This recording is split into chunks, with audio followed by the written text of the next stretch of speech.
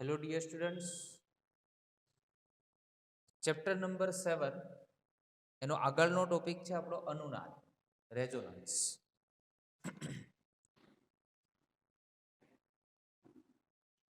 પ્રશ્ન છે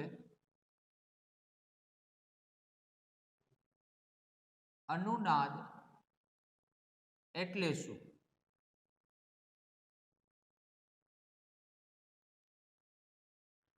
ઉદાહરણ આપીને સમજાવો.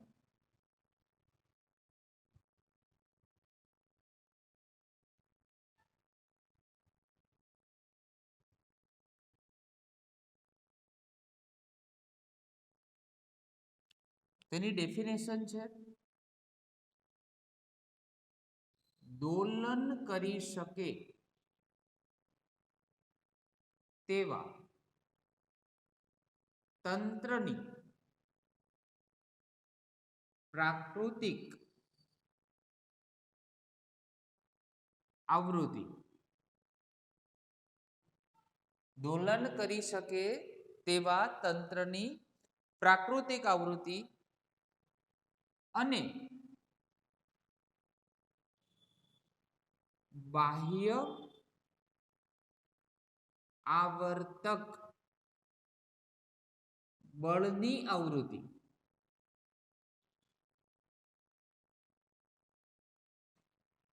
જો સમાન થાય તો અનુનાદ રચાય. એટલે શું? બે પ્રકારની આવૃત્તિની વાત છે. એક આવૃત્તિ એ તંત્રની પ્રાકૃતિક આવૃત્તિ, જેને નેચરલ ફ્રીક્વન્સી કહેવાય, અને બીજી છે બાહ્ય આવર્તક બળની આવૃત્તિ. એ જો બંને એક સમાન થાય ત્યારે અનુનાદ રચાય.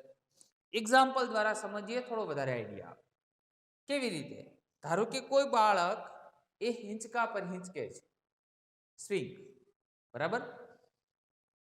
એક એની પોતાની હિંચકાની આવૃત્તિ હશે, બરાબર, અને બીજી એક પ્રાકૃતિક આવૃત્તિ હશે, કારણ કે હિંચકો જ્યારે આ પ્લેસ ઉપરથી આ બીજા પ્લેસ પર આવે છે, ફરી પાછો અહીંયા આવે છે, બરાબર, તો એક આવર્તન પૂર્ણ થાય, અહીંયાથી પેલા આ સ્થાને જાય, ફરીથી પાછું અહીંયા આવે, એટલે એક આવર્તન પૂર્ણ થયું કહેવાય, બરાબર. તો એ આવૃત્તિ જે છે હિંચકાની આવૃત્તિ છે, જેને આપણે કોઈ નેચરલ ફ્રીક્વન્સી તરીકે લઈ લઈએ. અને બીજી બાહ્ય આવર્તક બળની આવૃત્તિ, જે તમે એને બહારથી તમે ફોર્સ આપો છો, બરાબર, અને જેના કારણે એક આવૃત્તિ જનરેટ થાય છે. એ બે આવૃત્તિ, એ બંને આવૃત્તિ જો એક સમાન થાય ત્યારે એમ કહેવાય કે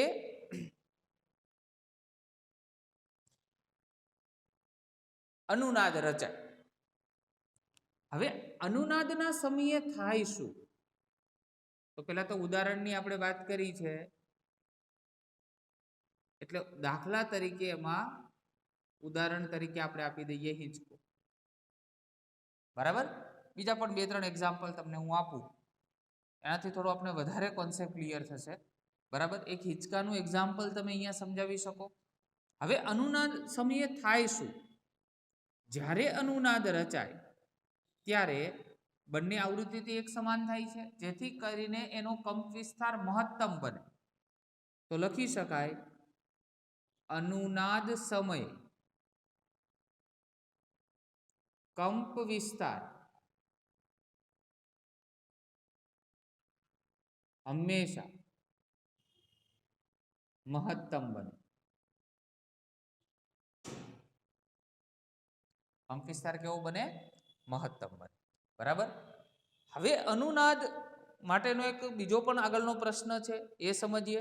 પ્રશ્ન છે એલસીઆર શ્રેણી એસી પરિપથ માટે અનુનાદ સમજાવો. એટલે પ્રશ્ન લખીએ.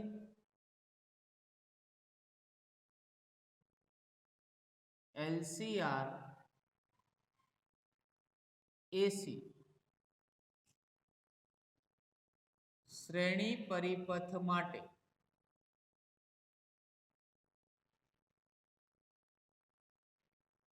અનુનાદ સમજાવો. અને સાથે સાથે પ્રશ્ન છે તેના ઉપયોગો લખો અને તે કેવા પ્રકારના પરિપથમાં શક્ય છે તેના ઉપયોગો લખો. આ થયો પ્રશ્ન. આગળના લેક્ચરોમાં આપણે ચર્ચા કરેલી છે એલસીઆર શ્રેણી પરિપથની અંદર, જેની અંદર ટોટલ 3 કમ્પોનન્ટની આપણે ચર્ચા કરેલી. એલ એટલે ઇન્ડક્ટર, સી એટલે કેપેસિટર અને આર એટલે રેઝિસ્ટર. બરાબર? તો ત્રણેય જો એક સાથે એક શ્રેણીમાં આપેલા હોય અને એને આપણે એસી જે વોલ્ટેજ છે લાગુ કરેલો અને જેના કારણે આપને એક ઇક્વેશન મળેલું. જો મારે મહત્તમ પ્રવાહનું ઇક્વેશન શોધવું હોય તો Vm divide by modulus of Z થાય. Z ને આપણે ઇમ્પિડન્સ કહેતા હતા. તો Vm મોડ્યુલસ ઓફ Z એના માટેનું formula R² plus XL minus XC એનો હોલ સ્ક્વેર. જ્યાં ફરી એકવાર આપણે થોડી ચર્ચા કરીએ કે ભાઈ XL, તો XL ને શું કહેવાય? Inductive reactance. ઇન્ડક્ટિવ રિએક્ટન્સ જેનું ફોર્મ્યુલા હતું ઓમેગા એલ. બરાબર? એવી જ રીતે XC ને શું કહીશું? Capacitive reactance. કેપેસિટિવ રિએક્ટન્સ જેનું ફોર્મ્યુલા હતું 1/ωc. બરાબર? હવે આપણે જોવું છે અનુનાદ વખતે. અનુનાદ વખતે એકચ્યુઅલમાં શું થાય છે? તો અનુનાદ ના સમય કે જ્યારે અનુનાદ રચાય છે ત્યારે બે આવૃત્તિ એક સમાન થાય, પ્રાકૃતિક આવૃત્તિ અને બાહ્ય આવર્તક બળની આવૃત્તિ. તો અહીંયા આપણી જોડે બે આવૃત્તિ કઈ છે? તો એક તો ઇન્ડક્ટિવ રિએક્ટન્સ ની અંદર આવૃત્તિ છે, એને રિલેટેડ ઇન્ડક્ટિવ રિએક્ટન્સ કેટલો છે? XL. અને એક આવૃત્તિ અહીંયા છે, એને રિલેટેડ એનો રિએક્ટન્સ કેટલો છે? XC. તો યાદ રાખો, મોસ્ટ ઇમ્પોર્ટન્ટ, અનુનાદ વખતે હંમેશા બંને રિએક્ટન્સ કેવા થાય? એક સમાન થાય. એનો મતલબ અહીં જો હું ઓમેગા 0 આ XL એની કિંમત ઓમેગા L હતી, એની જગ્યાએ જો હું ઓમેગા 0 L લઉં અને અહીંયા થઈ જાય આપણી જોડે ઓમેગા 0 C. બરાબર? ઓમેગા 0 ને આ સાઈડ લાવીએ તો ઓમેગા 0 નો square is equal to 1 divide by LC. માટે omega 0 is equal to 1/√LC. બરાબર? હવે અહીંયા જે તમને ઓમેગા 0 જે મળે છે એને અનુનાદીય આવૃત્તિ કહેવામાં આવે છે. શું કહેવામાં આવે છે? અનુનાદીય આવૃત્તિ કહેવામાં આવે છે, પણ અનુનાદીય કોણીય આવૃત્તિ કહેવામાં આવે. બરાબર? હજુ થોડું આ ઇક્વેશનને આગળ વધારીએ તો ઓમેગાની જગ્યાએ આપણે 2 pi μ0 લખી શકીએ. 1 શું થાય? √LC. માટે μ0 ઇઝ ઇક્વલ ટુ 1/2 pi √ શું થાય? LC. ત્યાં 2 pi નીચે જતા રહેશે, √LC. બરાબર?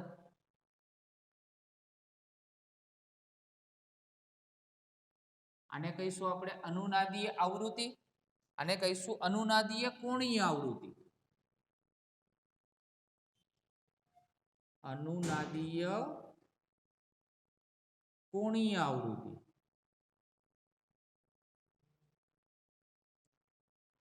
અને અહીંયા જે મ્યુ નોટ છે એને કહીશું આપણે અનુનાદીય આવૃત્તિ.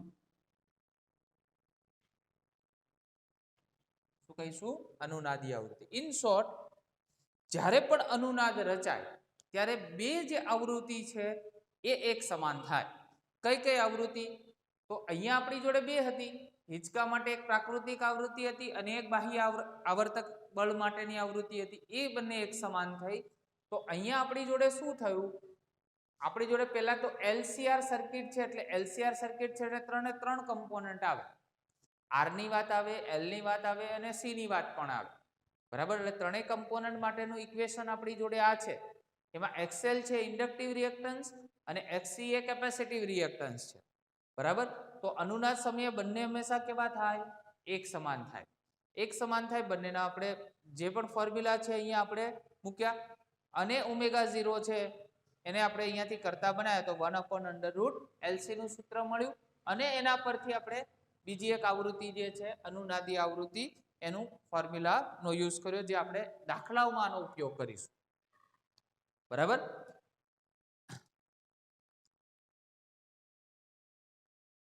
હવે એના ઉપયોગો અને એના માટેનો ગ્રાફ કે અનુનાદ સમયે ખરેખર આજે આપણે આવૃત્તિની વાત કરીએ છીએ એનો ગ્રાફ કેવો હોય અને એમાંની અંદર જે વિદ્યુત પ્રવાહ તમને જે મળે છે એ વિદ્યુત પ્રવાહનો કંપ વિસ્તાર તમને કેવો મળી શકે. બરાબર, તો તેની આપણે ડિસ્કશન કરીએ. તો અનુનાદ માટેનો ગ્રાફ, જ્યારે બંને આવૃત્તિ મેચ થાય, એક સમાન બને ત્યારે વિદ્યુત પ્રવાહ એનું તમને મહત્તમ મૂલ્ય જોવા મળે, જેને આપણે ગ્રાફ વડે દર્શાવીએ.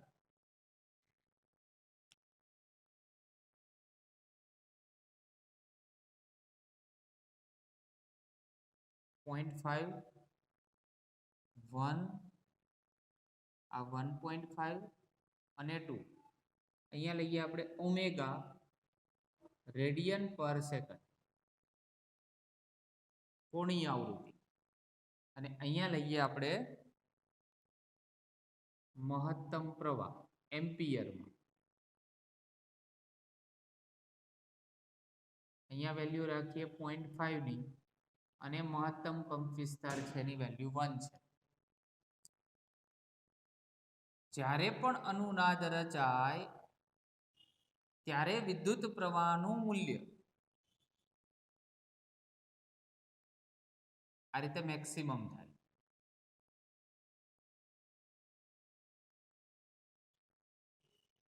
ફરી પાછો ગ્રાફ તમને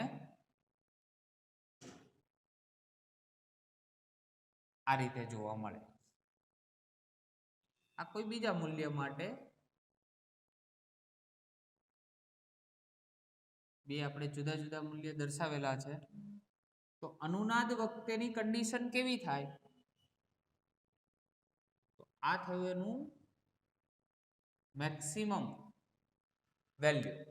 અનુનાદ વખતે મેક્સિમમ વિદ્યુત પ્રવાહ તમને મળે, એટલે કે વિદ્યુત પ્રવાહનો કંપ વિસ્તાર મહત્તમ હોય. અનુનાદના સમયે વિદ્યુત પ્રવાહ નો કંપ વિસ્તાર મહત્તમ હોય.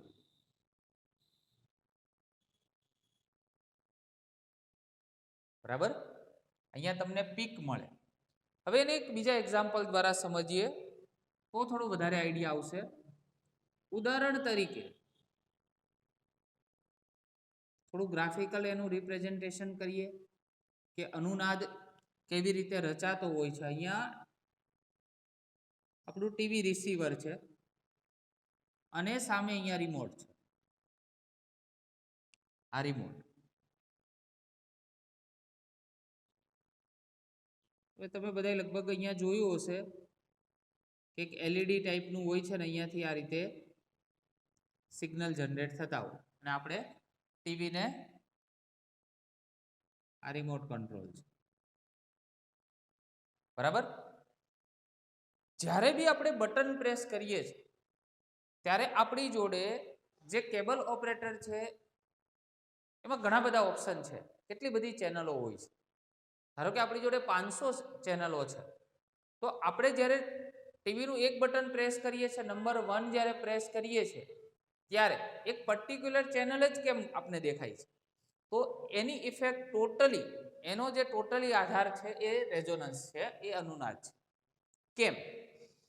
જ્યારે હું નંબર 1 પ્રેસ કરું છું ત્યારે એમાંથી કોઈ એક પ્રકારની આવૃત્તિ જનરેટ થાય છે, બરાબર? આમાંથી કોઈ પ્રકારની આવૃત્તિ જનરેટ થાય અને ટીવી સાથે જે કેબલ જોડેલો હોય એની અંદર પણ વિવિધ પ્રકારની આવૃત્તિ હોય, વિવિધ પ્રકારની ચેનલ હોય. સોની ટીવી છે, સ્ટાર પ્લસ છે, સ્ટાર સ્પોર્ટ્સ છે, આવી ડિફરન્ટ ચેનલ છે, એની દરેકની અલગ અલગ આવૃત્તિ હોય.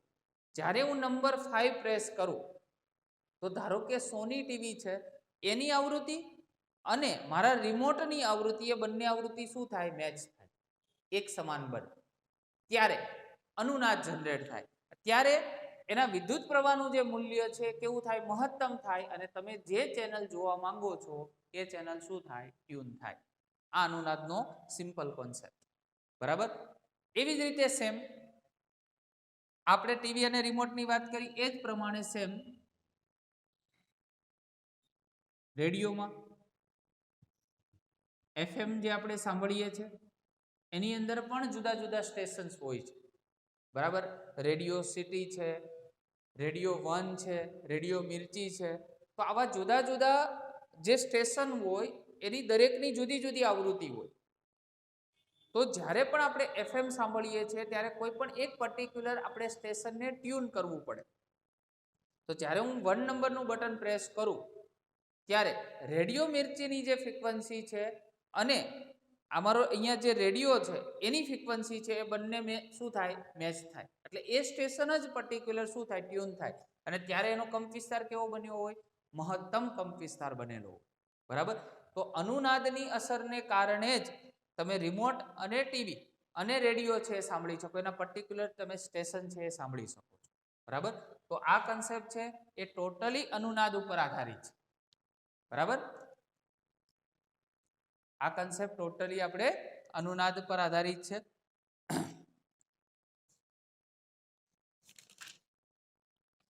તો આપ જે મેં એક્ઝામ્પલ તમને સમજાવ્યા એ ફક્ત એક્ઝામ્પલ આ રીતે નથી લખવાના, એને પર્ટિક્યુલર મુદ્દા વાઇઝ વ્યવસ્થિત રીતે સમજાવવાના છે. જો આ પ્રશ્ન તમને પૂછાય કે અનુનાદ છે, બરાબર, એના માટેનું ઇક્વેશન છે, એનું ફોર્મ્યુલા છે, અને અનુનાદની આવૃત્તિ છે એ સમજાવો, બરાબર? અને એને ઉદાહરણ દ્વારા સમજાવો. તો ઉદાહરણ આપી અને એનું ડિસ્ક્રિપ્શન પણ સાથે આપણે લખવાનું થશે.